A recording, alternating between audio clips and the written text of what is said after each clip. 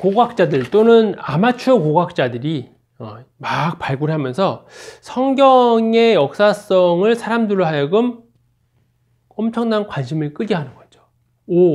성경이 그냥 단순히 문서인 줄 알았는데, 고고학자들이 발굴을 해보니 실제로 그렇게 사실을 밝혀지더라. 이런 소문이 퍼지니까 이제는 더 많은 사람들이 더 많은 인력을 가지고 이제 파는 거죠. 그 중에 이제 아주 대표적인 분이 올브라이트입니다. 윌리엄 폭스웰 올브라이트. 20세기 초반에서 20년 동안은 성서 고고학의 황금시기입니다. 황금시기라는 말은 성경에 있는 사건들이 실제로 고고학 유물을 통해서 사실이었음을 증명되는 시기예요. 기독교인들이 엄청 행복해하던 시기입니다. 성서 고고학, 비블리컬 아키올로지라는 낱말은 1932년에 버지니아 대학에서 처음 사용합니다. 성서 고고학의 아버지라고 불러요. 이 올브라이트를. 성서 고고학의 아버지다. 성서 고고학의 어머니는 올브라이트, 라이트, 브라이트.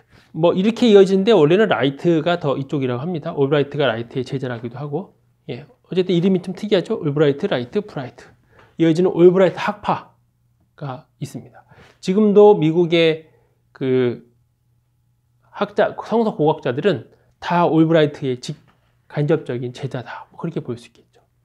그래서 고고학을 성서학의 일부로 인식해서 성서 본문을 기준으로 모든 발굴물을 해석합니다. 그러니까 고고학은 성경과 전혀 관계없는 학문인데 고고학을 성경 본문으로 가져온 거예요. 그래서 놀라운 시도를 한 겁니다. 그래서 이 말이 중요해요. 성서 본문을 기준으로 고고학 유물을 해석합니다. 이렇게 생기셨습니다. 천재라고 해요. 이렇게 발굴하고 해석하고 하는 데 있어서. 그랬는데 70년대에 이제 고고학의 시각이 변화가 됩니다. 뭐냐면 이제 고고학 유물들을 계속 발굴을 해서 그것을 성경과 쭉 연결을 시켜봐서 막 맞췄는데 어느 때부턴가는 안 맞기 시작하는 거예요. 안 맞는 유물들이 자꾸 등장하게 되는 겁니다. 이상하다. 왜 안 맞지? 그리고 성경이 기준이고 유물을 비기준을 쳐서 성경을 기준으로 이 유물들을 다 해석했거든요. 성경이 있으면 되는 거고 없으면 이건 틀린 거고 이런 식으로 했는데 고고학 유물 자료가 엄청나게 많아지면서 이제는 과연 성경을 기준으로 둘 수 있을까? 그런 의심이 생기면서 거꾸로 유물을 기준으로 하고 성경을 해석하게 되는 상황이 되는 거죠. 그 이전만 해도 성경이 기준이고 유물을 해석했었는데 그리고 학문으로서 성서 고고학이라는 말 자체가 논란이 됩니다. 그러니까 성서 고고학이라고 하면 고고학 자료들을 성서에 갖다 맞추는 거거든요. 성서 고고학은 성서가 기준이니까. 그래서 학자들이 이 말 이거 이러면 이 자체가 이미 객관성을 잃는 거 아니에요? 성경을 뭐 처음부터 기준으로 하겠다고 시작한 거였으니까.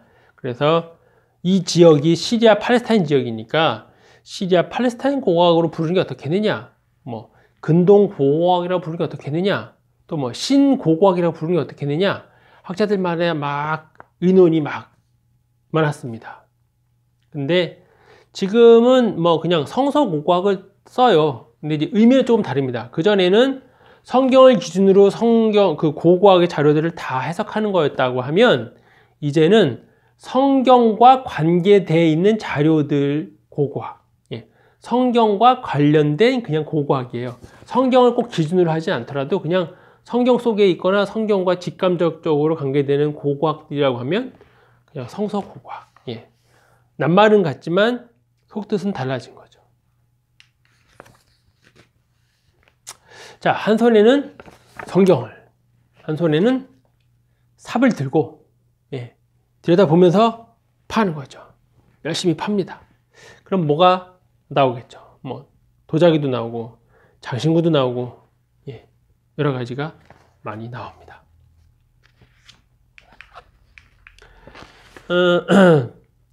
성서 비평가들은 성서를 계속 해부의 대상으로 봤어요.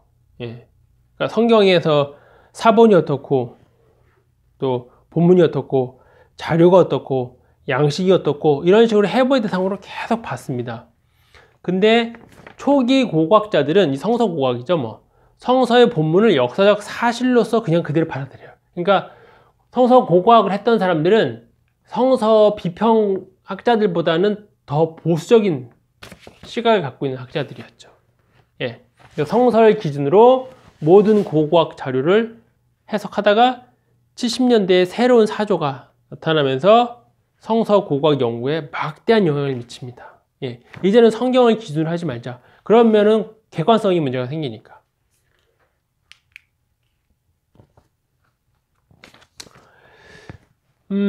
여러 가지 사회과학적인 방법으로 성서 원본의 배경이 된 고대의 생활을 규명하고자 노력합니다. 원래 이스라엘 사람들은 어떻게 살았을까?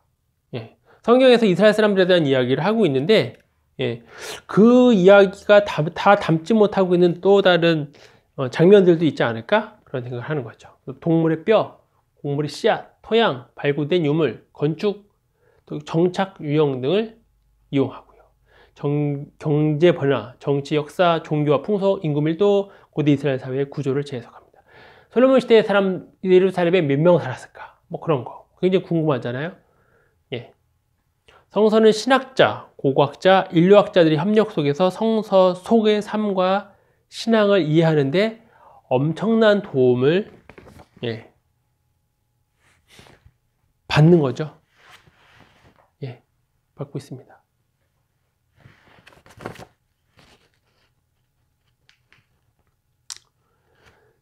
이렇게 땅을 파는 그런 사진입니다. 열심히 파고 이렇게 발굴을 하고 이렇게 유적지로 남겨서 사람들이 가서 계속 볼 수 있게 하는 거죠.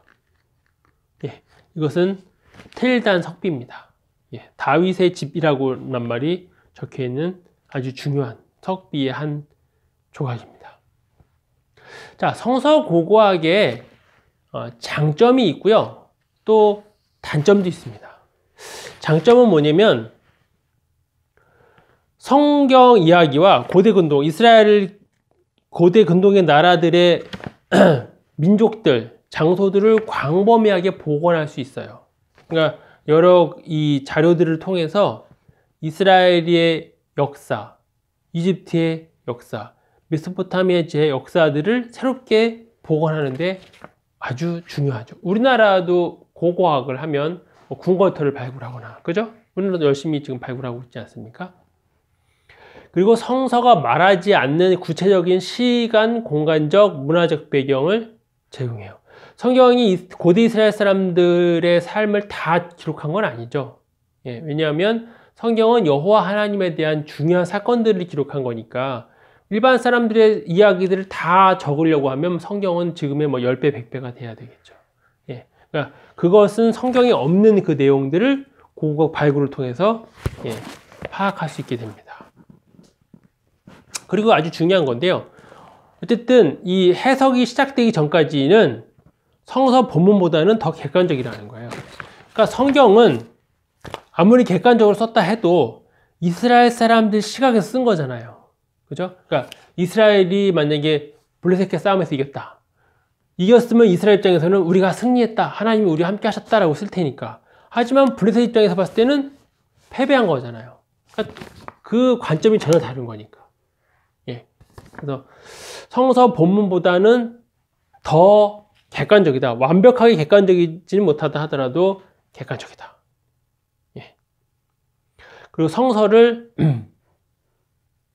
고고학 자료 속에 놓으면 야, 이 성서가 말이야 이게 하나님의 다 뜻인 줄 알고 하나님의 명령으로 다 한 건 줄 알았는데 여기 인간적인 면이 들어가 있네. 뭔가 좀 은혜가 좀 떨어지는데 그렇게 생각할 수 있겠지만 그렇게 생각할 수 있어요. 그리고 실제로 그렇게 되는 것도 꽤 있습니다. 있지만 궁극적으로는 성서 본문과 고고학 유물에 대한 해석이 그리스도인들의 신앙을 더 깊게 해줍니다. 예, 그러니까 막 강하게 해준다기보다는 더 깊은 신앙을 갖게 해줘요. 예. 성서 고고학의 앞날, 성서학의 앞날, 성경을 어떻게 해석할 것이냐? 이것은 성경 자체의 연구 플러스 고고학의 해석에 달려있다. 예. 고고학 없이 성경을 해석하기에는 이제는 거의 불가능하다. 예. 그래서 성경 본문을 해석하는 것과 성경 고고학, 예. 고고학을 통해서 본문을 같이 또 해석해야 된다. 이렇게 말씀드릴 수 있겠습니다.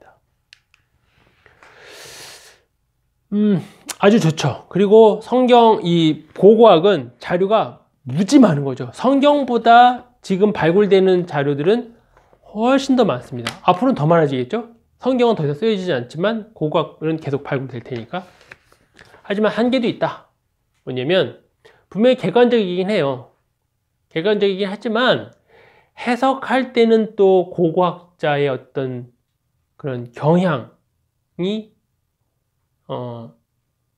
적용될 수밖에 없죠. 예. 그리고 이제 A라고 결론이 났지만 냈어. 그런 줄 알았어. 근데 발굴 하다 보니까 나중에는 결론이 B로 바뀌는 거죠. C로 바뀔 수도 있어요. 예. 그래서 새로운 발굴에 따른 새로운 해석이 계속 나온다. 예. 그러니까 정해진 것이 없습니다.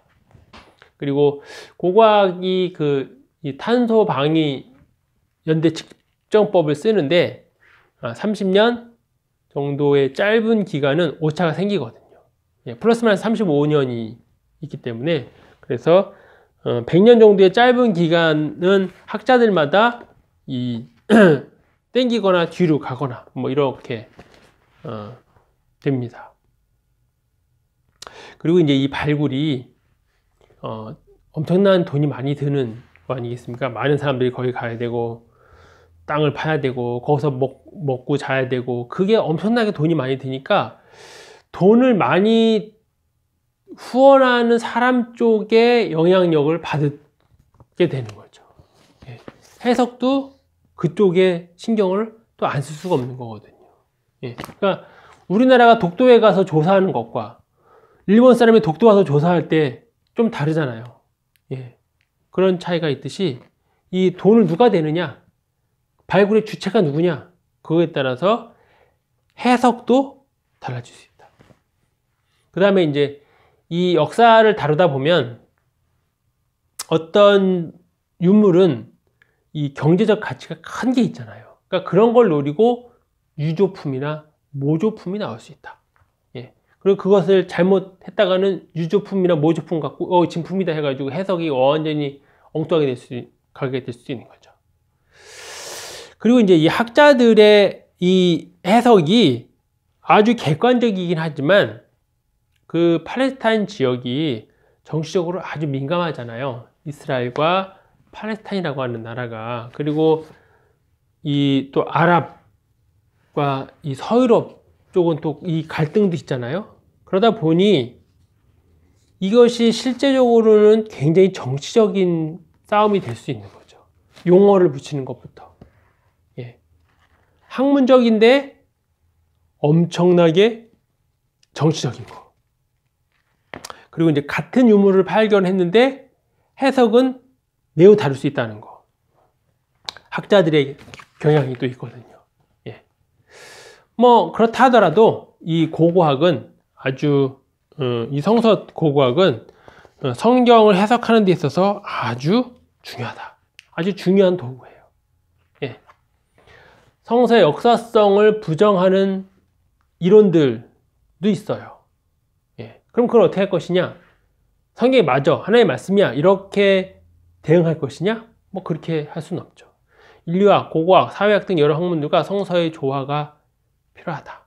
예. 성경이 역사성이 어떤 사건이 떨어진다라고 하면 그리스도인들은 본능적으로 저 사람이 뭔가 잘못 알고 있다 이렇게 하지만 일부러 성경의 역사성을 막 부인하려고 하는 학자가 아니면 그냥 자기 분야에서 연구한 것과 성경이 다르기 때문에 둘이 같이 교차해서 비교하다가 성경이 뭔가 잘못 기록된 것이 아닌가라고 결론을 내릴 뿐이거든요. 일부러 성경을 공격하려고 한 게 아니라. 그러니까 이러한 것들이 다 성경과 연관될 수밖에 없는 거거든요. 이집트의 인류학, 이집트의 사회학을 연구하다 보면 뭐 같이 있었던 이스라엘은 당연히 같이 연구할 수밖에 없으니까요. 그래서 여러 학문들과 성경이 조화되는 것이 필요하고요. 또 창조론과 진화론이 막 싸우잖아요. 사실 창조론과 진화론이 싸운 건 아니고 진화론은 가만히 있고요. 자꾸 창조론에 와서 이렇게 싸움을 거는 거죠. 그것이 지성과 영성의 조화에 도움이 된다. 역사가 고고학이 이렇게 많이 발굴이 됐고 발견해낸 것을 성경을 읽는 그리스도인들이 저거 잘못됐다. 저거는 모순이다. 이렇게 막 매도하는 경우가 있거든요. 그래서 지성과 영성이 조화를 해야 되고, 그리고 성경의 역사성이 고고학을 통해서 또 많이 증명되고 많이 드러납니다. 그것이 그리스도인들의 신앙이 심화하는데 아주 중요한 거죠.